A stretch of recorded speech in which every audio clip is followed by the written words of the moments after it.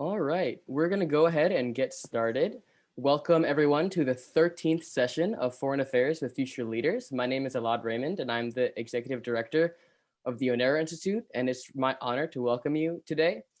We have a phenomenal program for you all. We have two wonderful speakers in Ambassador John Campbell and Dr. Ernest Ogbozor, as well as our lovely moderator, Peyton Beaumier, who is the co-president of Women in International Security at George Washington University, a researcher in the Onera Institute, and a member of the Delta Phi Epsilon Professional Foreign Service sorority. So we have three really well-credentialed people here with us today. Before we get started, I'm just going to go through some quick procedural information. And as I do that, I'd like to thank all the organizations that have made this event possible. Of course, the Onera Institute, the Delta Phi Epsilon Professional Foreign Service Fraternity and Sorority, Women in International Security at the George Washington University, and the School for Ethics and Global Leadership. So as we get started here today, as always, please be sure to show respect for all peers and all topics discussed, and challenge yourself to keep an open mind. Please approach the material professionally and analytically, and be sure to keep your questions pertinent to the discussion at hand. If you'd like to ask a question, feel free to go ahead and raise your hand using reactions, or you can send a chat, send your question via chat. Please also note that we're going to be recording this session so that those who can't make it today are able to still learn from what we discuss here. Thank you again all for joining, and without further ado, I'm going to turn it over to Peyton, and I hope you all enjoy our event. Peyton? Hello, everyone. Thank you for coming today, and thank you, Elad, for your little introduction. I just want to start by introducing the topic a little bit with a description for our event first.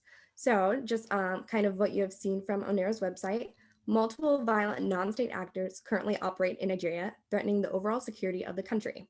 Boko Haram has terrorized Nigeria for over a decade. However, today, other violent insurgent and criminal organizations are engaging in conflict, kidnappings, and working to expand their reach in Nigeria as well. Along with these groups, the deadly farmer-herder conflict has taken a grave toll and has contributed to Nigeria's complex internal security problem.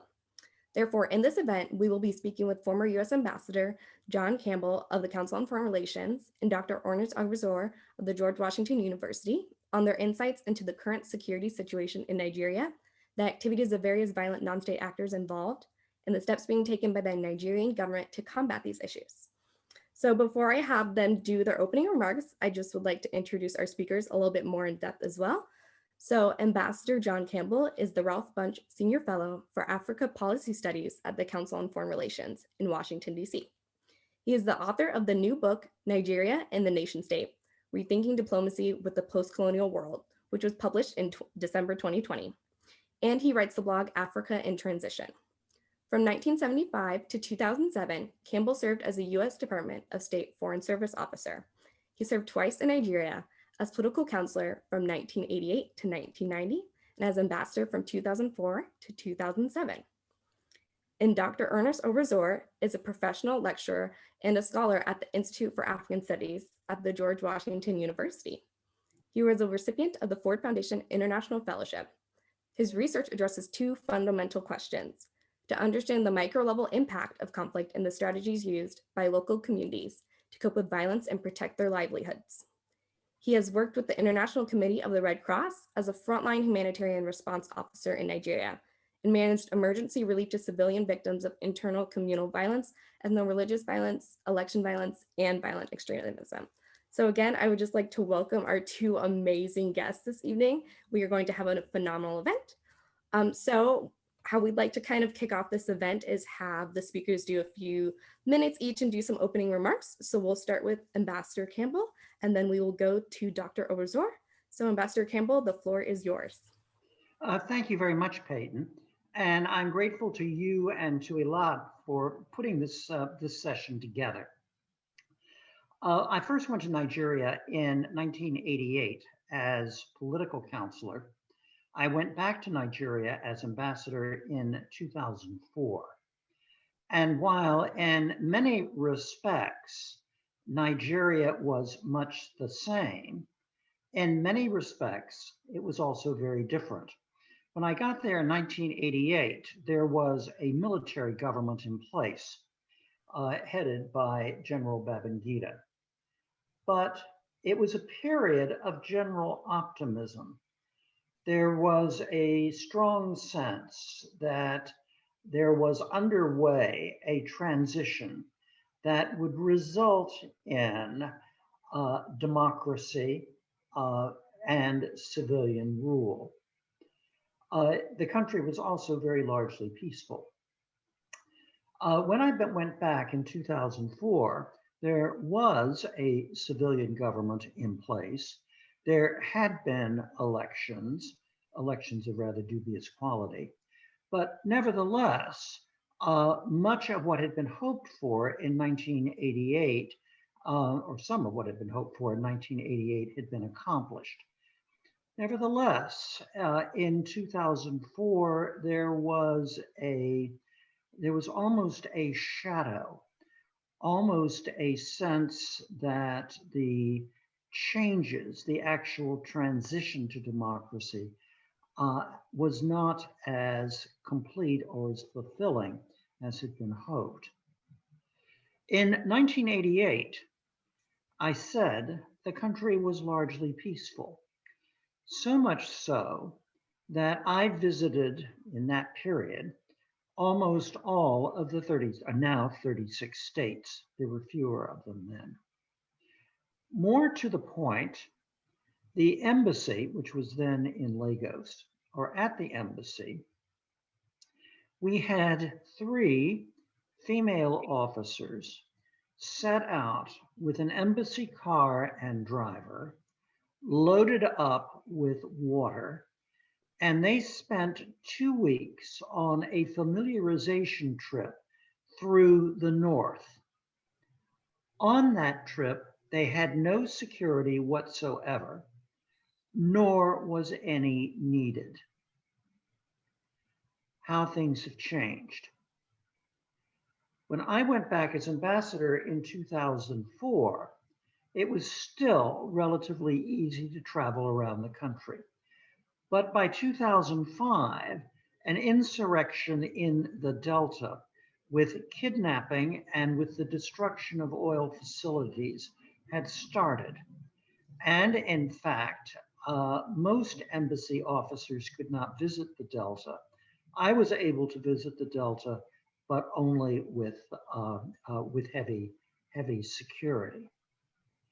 Now, of course, there is almost no travel around the country from the embassy now in Abuja or the consulate now in Lagos. The deterioration of the security situation has been both very fast and it has also been really quite profound. It seems to me important to remember that it's not just the result of Boko Haram or various jihadi terrorist groups. There are criminal gangs active in the Northwest.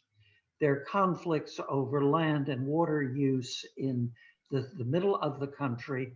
And that same insurrection that was underway in 2005, that continues in the oil patch, albeit at a much lower level.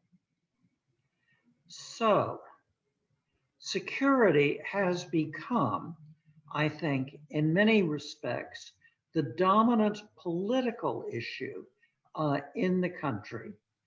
And for many observers, including myself, the deterioration of security, the inability of the Nigerian state to provide security for its citizens seriously undercuts the credibility of the Nigerian state.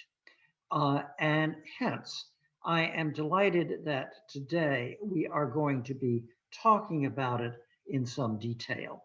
Thank you. Thank you very much. So now we'll hear from Dr. Ogbozor. All right. Thank you very much, Peyton, for making it possible for me to participate in this discussion. I will take a different approach from Ambassador Campbell. And again, as for me, I'm a Nigerian. So I will be talking based on my perspective as a Nigerian whom has a kind of experience some of the negative impacts of the non-state actors on one side. Then also, I also be talking as a researcher who has also followed the development in my country. And throughout my studies, I have been a kind of following the activity of non-state actors. And my doctoral work was basically based on northeast of Nigeria, trying to understand the impact of Boko Haram on local communities, and as well as how the local communities who has been abandoned by the government are coping with the challenges. Then again, I also talk from perspective of an aid worker. So I worked with the International Committee of the Red Cross for many years in Nigeria. And my work was basically assisting civilian victims of some violent non-state actors. So I think I'll be talking from this perspective as a local, as a Nigerian, as a researcher, and as well as an aid worker. But to kickstart, I just want to start with the title, because when I saw the title, I was a kind of, some questions came to my mind. So the first question was operating outside the law. So the question is, why just non-state actors? Because from research and even from experience, it is not just the non-state actors that operate outside the law or that disregard the law. Even state actors also disregard the law. Yeah, so I think that we have to look at it from both perspectives of non-state actor disregarding law, as well as the state actor itself. Then also talking about violent non-state actors. So I think categorizing some non-state actors as violent and others as non-violent, to me, I think it is fluid, because there is a thin line, because a non-state actor that is non-violent can turn violent. Yeah, so in that case, I felt that it has to be a kind of, we should look at it from a different perspective, not just categorizing some non-state actor as violent and others as non-violent, no. Because we have known that some of the non-state actors could prey on the population that they are meant to protect. They could also exploit those populations. Yeah, so this has happened in real life, not just through research. Yeah, so I think in that sense, we could kind of broaden the definition and not just looking at one as the one that disregards the law or one as the one that is non-violent. Yeah, so we have to look at it from both sides. Yeah, so thank you. Thank you both for your opening remarks. So what we're going to do now is I have some moderator questions that I will be asking for a little bit, but I would like to make the audience aware that closer to the end of our event, we will have about 10 to 15 minutes for the audience to ask questions as well. So while I'm asking questions, you can maybe jot down some questions that you would have, and you are able to message them to Alad in the chat, but you are also able to raise your hand when it comes for that time in the event this evening. So just be thinking of questions that you would also like to ask Ambassador Campbell and Dr. Ogbozor. So with that, I will start with my first question, and we'll have Ambassador Campbell start, and then Dr. Ogbozor, you may also answer. So as many of us know, since 2009, Boko Haram has set out on a violent campaign in northeastern Nigeria, as well as the rest of the Lake Chad Basin. How would you describe the current status of Boko Haram in regards to territorial holds, the scale of recent acts committed, and their current impact on Nigerian security through the instability that they have caused? Boko Haram is very much still there. Following a concentrated campaign by the Nigerian government with an assist from South African mercenaries, Boko Haram was dislodged from the towns that it had occupied in the Northeast. But it still controls much of the countryside in Borno State, particularly after dark. In part to reduce casualties suffered by the Nigerian army. It is following something close to the old fortified hamlets strategy in Vietnam, where the military has concentrated itself into essentially fortified sites from which it sallies forth. But that means, in effect, that a significant part of the countryside in Borno State and in Yobe is essentially under the control of Boko Haram. Something I think that's important and about which we know remarkably little is what the exact relationship is between Boko Haram and the various factions that have emerged from it. We tend to lump those factions together under the term Boko Haram, but in fact, I think the relationship among them is extremely unclear. Sometimes it looks like they cooperate tactically. Other times, however, they'll kill each other. So Boko Haram is right there. I would say that if we date Boko Haram as having become murderously active in 2009, that means it's been active for 12 years. And I think it is remarkable how little we actually know about its inner workings.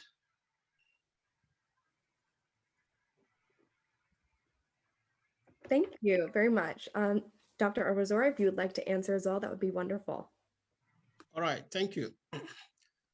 So I will take off from where Ambassador Campbell stopped and also take us back to history.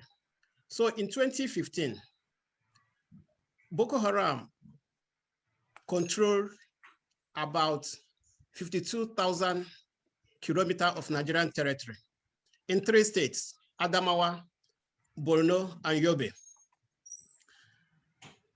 The area under control of Boko Haram then was equated to about the state of Belgium, or twice the state of Maryland.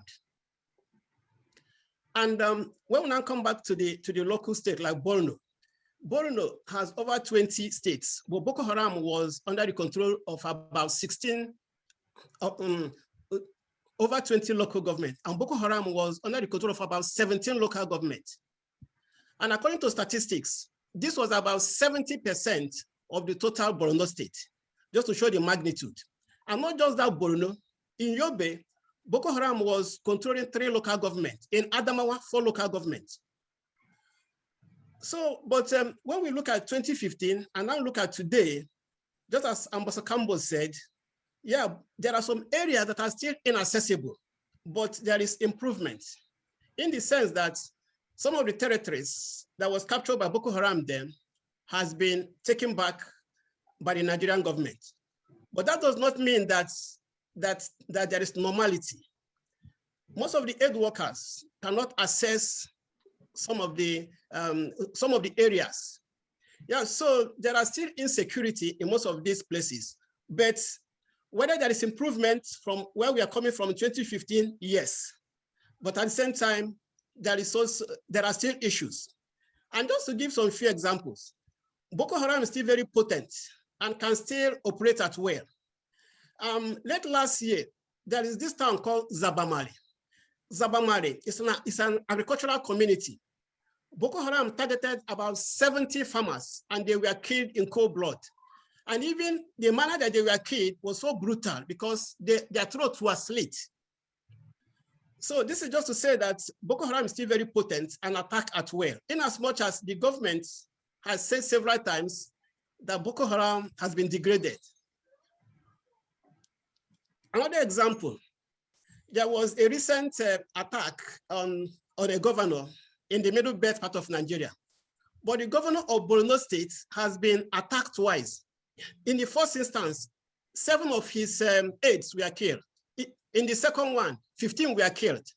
So attack on a governor is not new, especially in Borno State. So this is just to say that not just the masses alone that have been a kind of suppressed by this group, even the government officials. There is one of the senators from Borno State. He said that he cannot remember the last time he has gone to his village or his local government because of insecurity. So this is to say that the Northeast is still very violent. Boko Haram is still very potent, and they still operate at will. Then again, because my research focused more on the rural farmers, looking at how the farmers has been coping. Right now, according to UN agencies, food insecurity is still a kind of a very big problem in the Northeast, just because the farmers could not go to the farm to cultivate their land. Yeah, so food insecurity is still an issue. And just right now, Nigeria is just coming out of the rainy season. Nigeria is just, still in the rainy season, or rainy season is just approaching now. So the question is, will the farmers be able to go back and cultivate their land? So there's still a big question about that. And just to say that insecurity still persists, but in terms of the territory,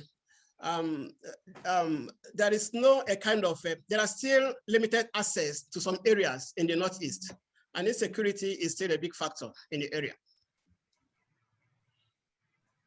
Thank you very much for your insight. For the second question, I'd just like to give a little bit of background information before I dive into it completely. Boko Haram became especially notorious for mass kidnappings after the Chibok kidnapping in 2014, as many of us know. Now, once again, Nigeria is in the spotlight for kidnappings within its borders. On February 27th, about 300 girls were kidnapped from their school in Zamfara state. And just a few months before, over 300 boys were kidnapped from their school in Katsina state. Though both incidents were said to be carried out by a group of bandits, Boko Haram faction leader Abu Bakr Shekau claimed responsibility for the latter kidnapping. So my question for the both of you, and we'll start with Dr. Ogbozor for this one, do you believe there's an apparent trend of Boko Haram and bandit group partnerships? And what would be the implications of such partnerships for Nigeria's civilian and national security? Thank you very much. I think before now, the theory was that the northwest part of Nigeria is very secured, unlike the northeast. But in recent time, the story has changed. That theory does not hold anymore. And to support whether there is a partnership between the bandits and Boko Haram is still a very big question. But if we look at maybe what happened recently with the Kankara kidnap of over 300 students in Kankara, initially, the speculation was that the attack was carried out by bandits. But a few days after the attack, Shekau, Boko Haram made a statement that they were the one holding the boys. So the question is now, what is happening in the Northwest? Because Shekau has a stronghold in the Northeast. Yeah, so the question is now, has Boko Haram also started operating in the Northwest? Well, before now, Boko Haram has even operated in Kaduna and also in Jos area. Yeah, but at the same time, Boko Haram doesn't have a stronghold in the Northwest. So with the claiming of the attack on the Kankara boys in Katsina State, so then people start a kind of, or some analysts suggested that there must be a kind of some collaboration between the bandits and also Boko Haram. It has not been proven, but even before now, Jamestown Foundation has a lot of reports that that there were some terror groups like Ansaru operating in the Northwest. But at the same time, since this has not been a kind of, it was just more of a speculation, maybe based on some findings, but but it was not generally accepted that there were a kind of a foothold of terror groups in the Northwest. But I think with the recent happening, especially with the Kankara example, where Boko Haram claimed that they were the one that actually kidnapped those boys, because there is a very big question in the Northwest. Because before now, the bandits were regarded as just ordinary criminals who could just kidnap maybe one or two people. But with the mass kidnapping, then the question is now that the group is becoming more organized and more sophisticated, because the logistics to kidnap 300 students are now hidden for days. There is a speculation that it is beyond the capacity of bandits, that there must be a collaboration between other terror groups like Boko Haram. Yeah, so I think with that, so there are speculations that there could be some relationship, but it has not been proven. But I think some researchers are still looking further to see whether there will be more collaboration. Thank you very much for your answer. Ambassador Campbell, if you would please answer as well, that'd be greatly appreciated. One of the points about kidnapping is that it is extraordinarily lucrative. In one of the very poorest parts of Nigeria, and in a period in which the Nigerian economy is contracting. As Professor Ogbozor has pointed out, there is a good deal of speculation about whether there's a relationship between criminal gangs and Boko Haram. Further, whether the criminal gangs are tied to those that have operated across the Sahel in Niger and in Mali and in Burkina Faso, and that have been deeply involved in smuggling for years. With respect to the mass kidnapping, I think a possible hypothesis is the kidnappings were indeed carried out by a criminal gang, who then, in effect, put the victims up for auction. Who will pay us the most for them? Boko Haram or the state government? Under those circumstances, it is presumably the state government that can always outbid Boko Haram. There's another dimension to this, though. The payment of ransom is illegal in Nigeria, but everybody does it. And so claims by governors or even by federal officials that they never pay ransom are pretty dubious. Thank you. Thank you, both of you. So for our next question, we'll start with Ambassador Campbell, and then we'll go to Dr. Ogbozor. Switching gears a little bit to look at a different conflict and aspect in Nigeria, the herder-farmer conflict is not as often discussed in international news as conflict with Boko Haram or other criminal organizations in Nigeria. What are the current trends we are seeing with the herder-farmer conflict and the main actors involved? Also, what has contributed the most to the commencement and continuation of this conflict? And how does this conflict kind of interact with other conflicts already occurring in Nigeria and complicate the country's security? I think here we have to make some important distinctions. There is the conflict between herders and farmers over land and water use in the Middle Belt. Conflicts which, when they reach the Western media, are often put in the context of Christian versus Muslim or Fulani versus minority tribes. Sometimes, no doubt, there is an element of that. But what strikes me as the main ingredient, conflict over water and land, is often glossed over, very often because the commentators in the Western media don't have the granular knowledge of the area to really understand what those conflicts are about. But in the Northeast, there are somewhere between 1 million and 2 million internally displaced persons. They are predominantly Muslim in religion. There is plenty of anecdotal evidence that many of them are moving, literally walking, from northeastern Nigeria toward the south, towards the south-south and the southeast, where the indigenous people are predominantly Christian and historically have been extremely suspicious of the Fulani. So, what do you have? From my particular perspective, you have a very serious situation in which the government's response has not been particularly fruitful. In the Middle Belt, there are numerous proposals that essentially the Fulani herdsmen be somehow or another corralled into ranches, and that free migration with their herds somehow or another come to a stop. Well, that's all very lovely, but what you're doing is that you're essentially asking the Fulani to adopt a different way of living.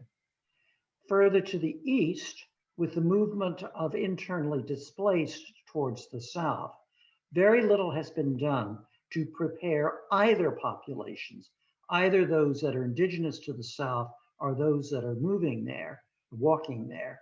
There's been very little done to prepare either group for what is going to be a difficult process of integration. Thank you very much, Ambassador Campbell. Dr. Ogbozor, I would love to hear your insights on this as well. All right. I will talk about an evaluation I conducted for Search for Common Ground.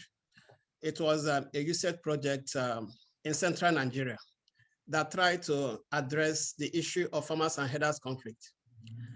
And it was an interesting project that tried to kind of use culture to bring both the farmers and the herders together so that they could know one another and understand each other. Because the theory is that if the farmer understands the herder and the herder also understand the farmer, then they could be able to live together because the culture differ.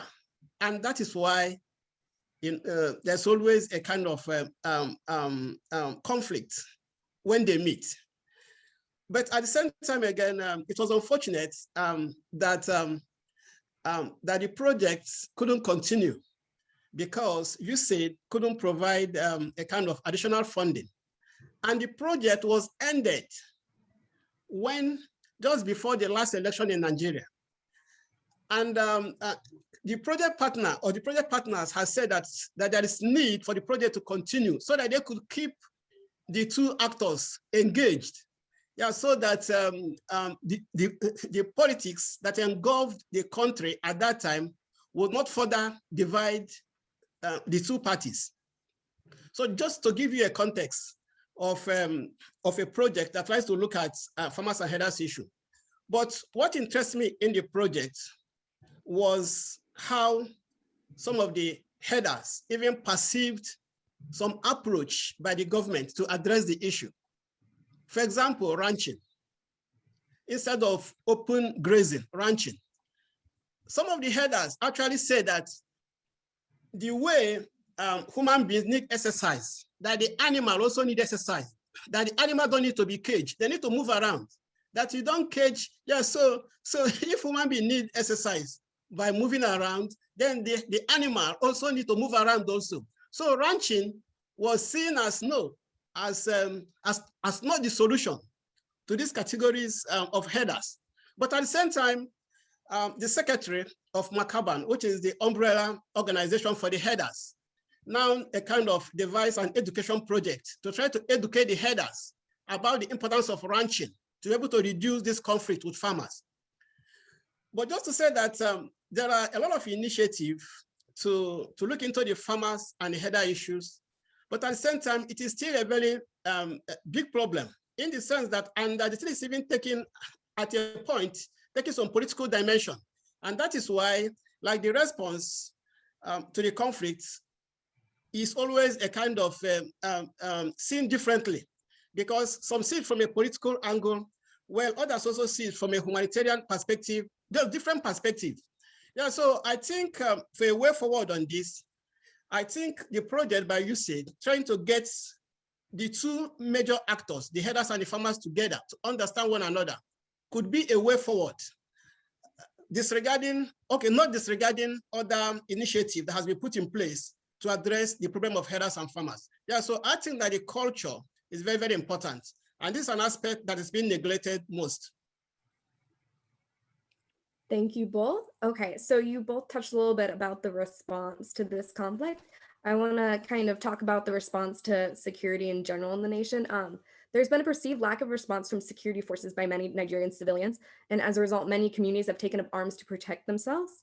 This has been seen a great deal in the southeast and southwest, but I know also in other areas, as various self-defense militias have clashed with herdsmen or clashed with other individuals. In your opinion, what impact has this had on local security as well as Nigeria's overall security, and what actions should be taken by local and state security forces? And we can start with Dr. Ogbozor for this one. All right, thank you very much. I think this is a very this is an interesting question, and it's still a question that is being asked. What is the best way out of this mess, and what is the right approach? Well, I think first, there is an analyst that suggested that if government has a primary responsibility to protect life and property, then the government should do the right thing, and every other thing will fall in place. But at the same time, again, the government is challenged. But there has been a lot of talks and a lot of even advice on what could be done. I'll just refer to one of them. In 2014, there was a constitutional conference in Nigeria by all ethnic groups trying to flesh out the issues in the country and what can be done. One important recommendation was decentralization of the police force, because in the United States, the police is under the county, not the federal government, not the United States, many other states, but in Nigeria, the police is under the federal control. Yeah, so one of the recommendations is that let there be decentralization of policing. But at the same time, it is being politicized and nothing has been done in this regard.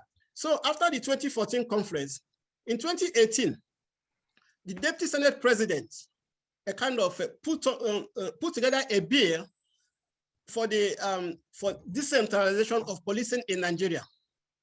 So the bill passed through first reading, but after that, after the last election, it was forgotten. Just recently, yesterday or the day before yesterday, another senator brought back this bill again.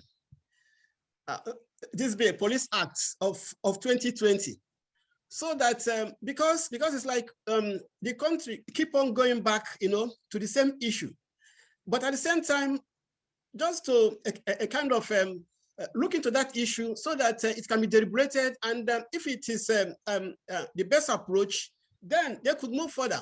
Yeah, so the bill is being introduced again for state policing, because most of these informal groups that you mentioned, like Amatekun in the Southwest, or Eastern Security Network, or Hisba, many of these actors, they are all ethnic grown. And the major function is to protect their ethnic groups. So the suggestion is that if decentralization of the police could help in this regard, then most of these ethnic groups will not be springing up and will not be taking arms to protect their own ethnic group. Rather, the power will go to the state, to the state government, not the federal. And I think that is a point that has been suggested, and I hope that if the federal government take this seriously, that could be a way out of the current problem. Thank you very much. Ambassador Campbell, if you have insights as well, that would be appreciated. Thank you very much. Dr. Ogbozor made an extremely important comment at the beginning of our conversation. And that was, he said that violence is not just associated with non-state actors, it's associated with state actors as well. And no group is that more true of than the Nigerian police. The Nigerian police are involved in violence and in corruption. And in my experience, most Nigerians have as little to do with the police as they possibly can. How do you restore popular, or how do you create popular faith in the police? I would suggest they've never had it. That it was the British that established the National Police Service, and the British established the police service primarily to keep the population down. And that, in fact, is what the police have continued to do for successive regimes right on up to the present time. The British established a national police for exactly the reason that Dr. Ogbozor raised, and that is in a multi-ethnic country in which ethnic groups are frequently hostile to each other. How do you establish a police force that is going to be neutral? The response was a national police, as opposed to a state or local police. That problem remains. The militias that have been referred to, Hezbollah, for example, or the Yoruba militia, or there's now essentially an Igbo militia that operates in the East. What they are doing is exactly what Dr. Ogbozor said. They are looking after the ethnic interests of their particular constituents. So we're talking about a problem that is extraordinarily difficult to address. And I would suggest that a way forward is not sweeping reform, but rather nibbling around the edges. For example, actually paying the police. Very often police salaries are months in arrears. So what do the police do? They set up checkpoints, shake down people that are going through them, because otherwise, how are they going to feed themselves and their families? Or alternatively, providing training for the police. Many, perhaps most of them, have very, very little training at all. And they certainly don't have training in how to relate to a civilian population. It's a huge problem. It goes right to the heart of the dysfunctionalities of the Nigerian state. And I think a way forward is essentially baby step by baby step. Thank you, Ambassador Campbell. And you just mentioned kind of the state. So that ties into the last question that I am going to specifically ask before we move into audience questions. Overall, what is your view of handling of security in Nigeria by President Buhari and the military? And I know that you both mentioned some kind of recommendations, but just overall, what do you believe is the best course of action to work on remedying the various issues presented by violent non-state actors today? And we'll start with Ambassador Campbell for this one. I think it's important to recognize that the current shortcomings of responding to the security crisis in Nigeria, those shortcomings have been there for a long time. In other words, I wouldn't pin the current security crisis on the current president. This is something which is very deep-seated and goes back pretty far. How do you address the security issues? Typically, the Nigerian government's response has been the hammer. You know, you use physical force.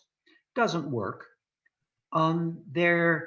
There are, from time to time, various peace and security strategies that the Nigerian government tries to follow, particularly in the Northeast and in the Delta. Generally, they are not sustained and they are underfunded.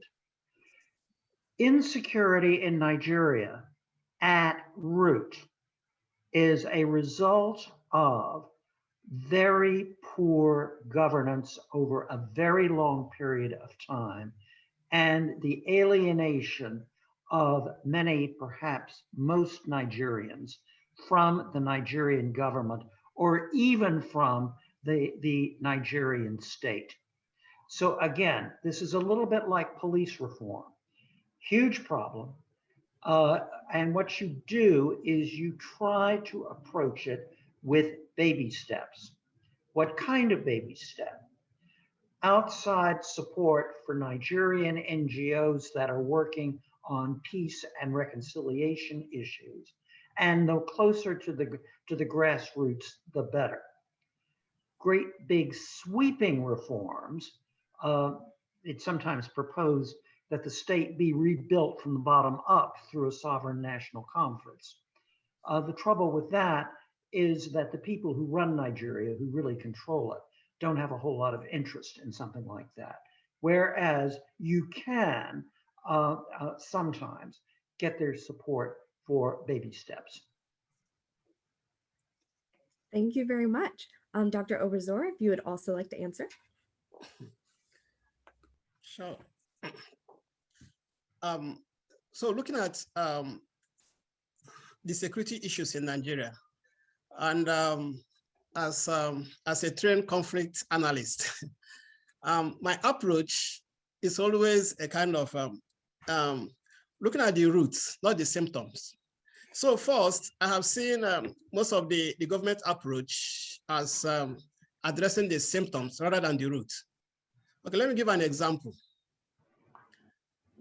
Just of recent, we had the NSAS protests, and the only response from the government is to shoot unarmed protesters. So this is the government response. So which means that the youths have no rights to protest, or when they protest, they should be shot with live bullets. Somebody was saying something in the media that Nigeria consists mostly of youth population. And out of the 44 ministers in Nigeria, none of them is a youth. The average age was 54 years old. So the question is, what is the future of the youth in that country? Because youths consist of majority of population in Nigeria, and yet they are not being taken along in governance. Though of recent, we had a 40-year-old that was a kind of selected as the EFCC chairman. But the question is, can this youth confront some of the corrupt Nigerians? Yeah, so why should the youth now be policing thieves? So are they now a kind of making youth to be in charge of policing politicians that are stealing the government money? Yeah, so, and this goes to show you the type of rule, the type of position they create for youths. Yeah, this is not the type of position that we want. We don't want to be policing people that are stealing government's money. We want to be able to function in other capacities that can be of use to the government. So I think in terms of looking at the situation, so I think that there should be a radical approach, just as Ambassador Campbell said, there should be a radical approach, and youth need to be integrated into the government. Because we cannot just be focused on maybe playing the role of political talks to politicians, or now serving as police to be policing corrupt politicians. Yeah, so I think that the government should look into it, because most of this violence are being committed by some of the youths. When you look at the bandits, Boko Haram, or look at the Eastern Security Network, or look at even Amateku, most of the people being employed there are all youths. Yeah, so I think there should be a kind of a new role for the youths in that country, not just in terms of, but especially in governance, leadership positions. The youth has a lot to offer for the country. Thank you both. Okay, so I do have a couple more questions from you that I received from the audience. I'll read one from the chat that we got. To what extent do Nigeria's neighbors play a role in the unfolding of security concerns in the country? And what players, if any, in the wider region ought to offer any kind of support for addressing such concerns? So if Dr. Ogbozor, if you'd like to start, that would be wonderful.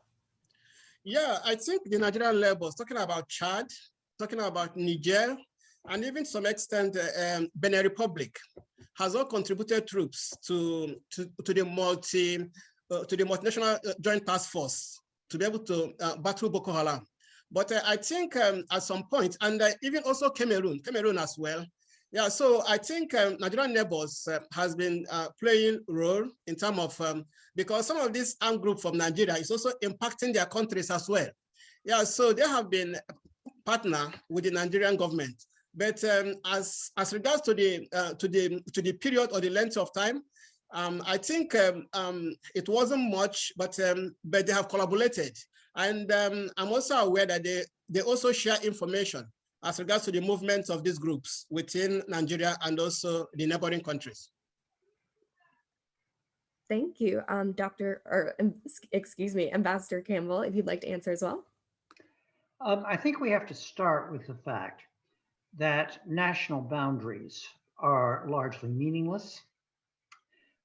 They primarily were drawn in London and Paris without much reference to the people directly involved. It is perfectly true that Chad, Niger, the Benin Republic, and the Cameroons contribute to a joint task force that is responding to Islamist terrorism that is a threat to all of those states. The trouble is it doesn't work very well. Coordination between Anglophone Nigeria and its Francophone neighbors has always been somewhat fraught. So the question I really have is the extent to which a joint task force actually works, as opposed to being essentially a political gesture without a whole lot of impact on the ground.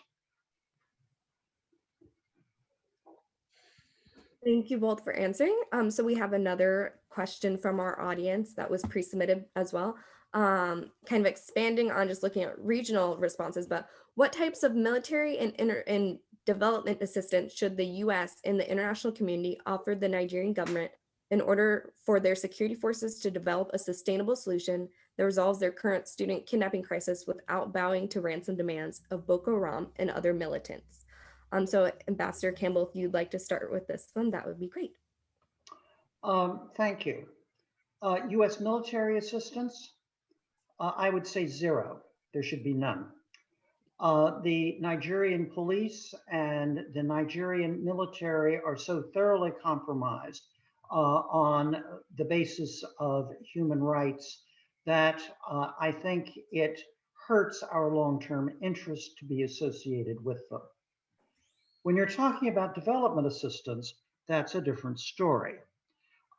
Development assistance, particularly support for civil organizations, NGOs, others that are working particularly in peace and reconciliation.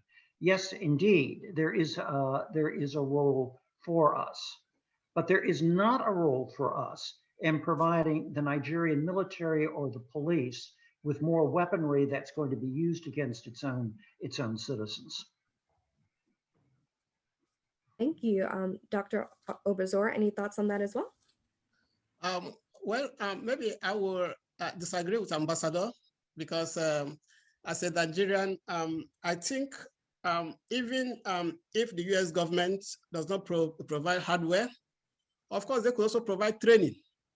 Yeah, so even if the weapon doesn't go to them, but at least training to especially to the law enforcement.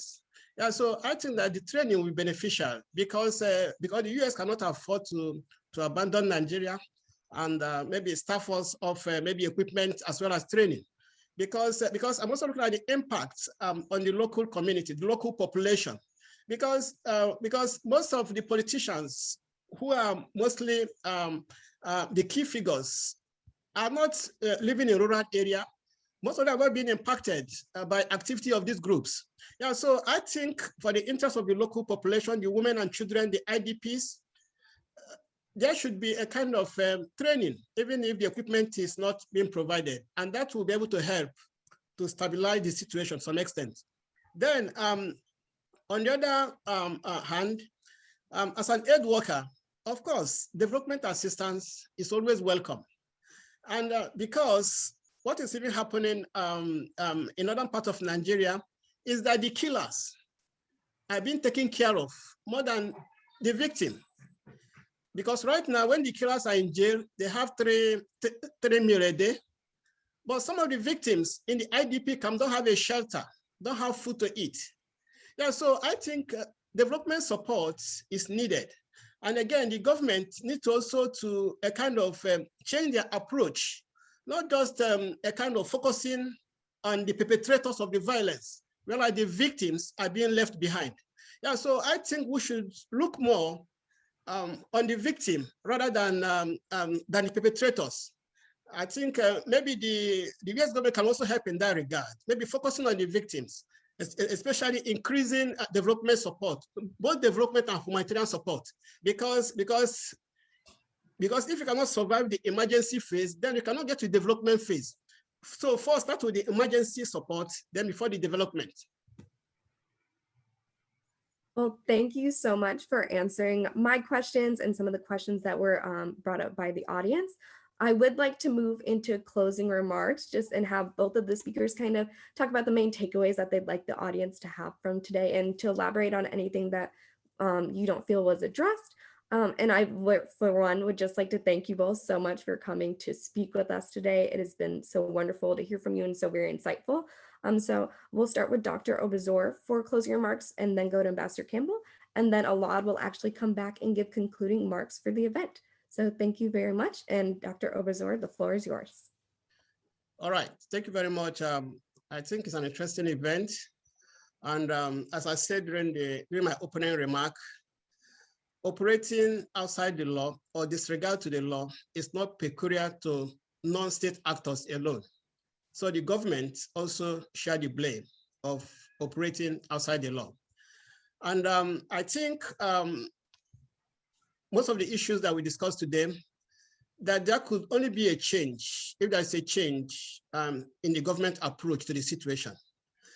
And the government should also a kind of, because if there's a consensus, then that should be the approach that the government should take. So I think the 2014 recommendation for a state police is a kind of, could be what could also turn around the security situation in the country.